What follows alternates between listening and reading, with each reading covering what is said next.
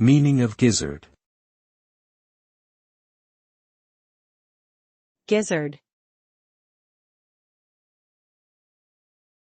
Gizzard.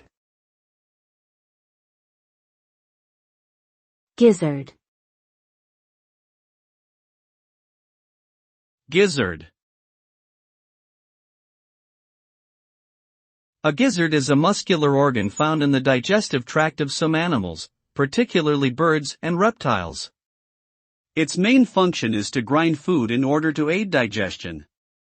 The walls of the gizzard are lined with a tough, keratinous layer which helps to break down tough ingested materials such as seeds and insects.